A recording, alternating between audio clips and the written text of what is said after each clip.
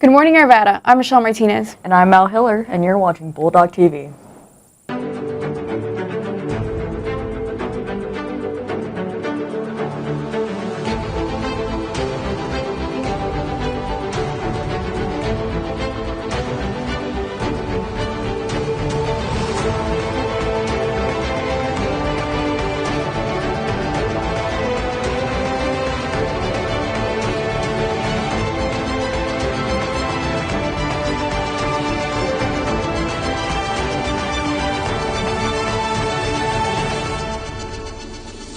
Congratulations to Winter Percussion. They placed second this past weekend at the state championships in Colorado Springs. Here's your weekly attendance rate update. Freshmen have an attendance rate of 73%, sophomores and juniors are at 77%, and seniors are leading the way with an attendance rate of 79%. Seniors, graduation is quickly approaching. Please remember to meet with Ms. Natalia, the financial secretary, to discuss your fees before senior checkout. Would you like to make a difference at Arvada High School? Do you have an interest in leadership, event planning, and school spirit? Then Student Council invites you to apply to Student Council. Please scan the QR code in the hallways. Today, Wednesday, April 2nd, is the last day to apply. Talk to Ms. Ava in C107 for more questions. Prom is coming up on Friday, April 25th. Student Council is asking you that you plan ahead.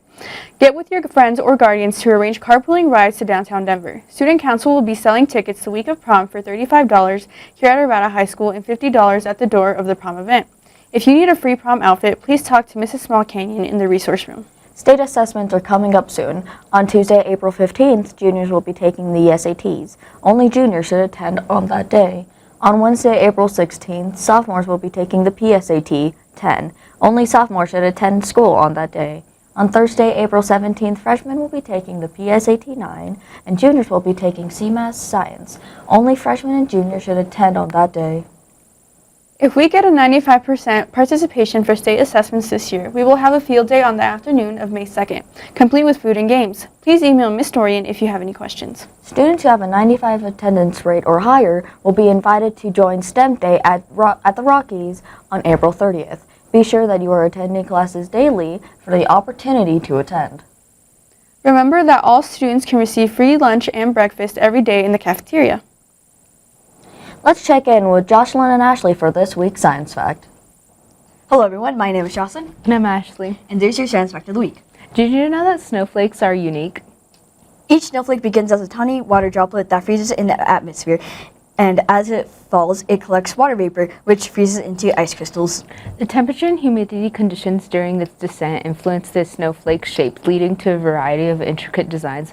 No two snowflakes are alike, making each one a tiny work of art created by nature. Here is your weekly current events update with Aiden and Serenity. Hello, Arvada, and good afternoon. I'm Aiden, and with me is Serenity. Welcome to our news segment. Here is what is making headlines in the local area, state, and world.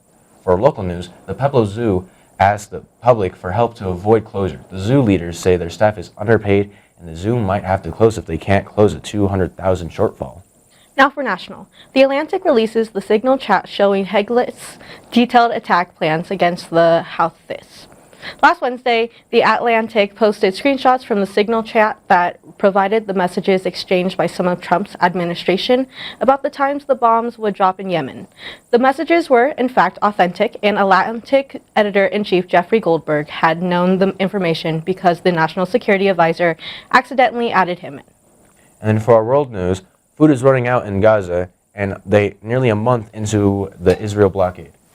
Food stocks in the Gaza Strip are dwindling, and there are only 5 days of flour left to keep bakeries running, as Israel's nearly month-long blockade threatens to plunge the territory's 2 million people into hunger. The World Food Program said Thursday other aid groups' supplies are also dwindling due to the blockade. Now for entertainment. The woman who killed music icon Selena in 1995 has been denied parole. Last Thursday, the parole board claimed Yolanda still posed a threat to public safety, which ultimately caused her rejection. She'll be eligible for parole again in 2030 at the age of 70 years old. And for our sports news, former Vols head coach Jeremy Pruitt suing NCAA.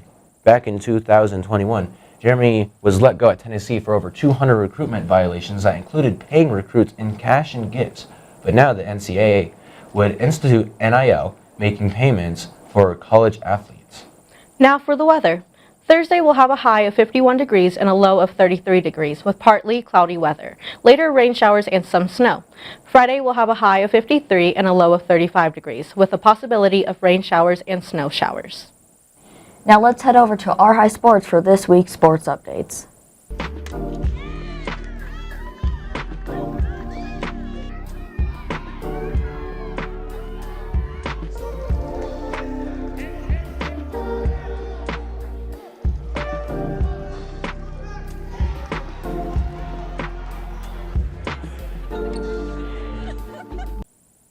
Your baseball team was in action on Monday night, dropping their game to Alameda by a score of 6-1. They play again tonight at home against Arupe. And tomorrow at Mitchell, baseball sponsors a tournament this weekend here at Arata. Our girls soccer team takes on Denver West tomorrow night for their first home game of the season. The game kicks off at 4:30. Tennis is in here action at home all week. They played at Aurora Central last night, take on Adams City on Thursday and Fort Morgan on Friday. All matches begin at 4 o'clock. Track and field completes at Mullen High. Invites this week at Mullen High School begins at 8 o'clock in the morning. Students playing in the Bulldog March Madness 3v3 tournament.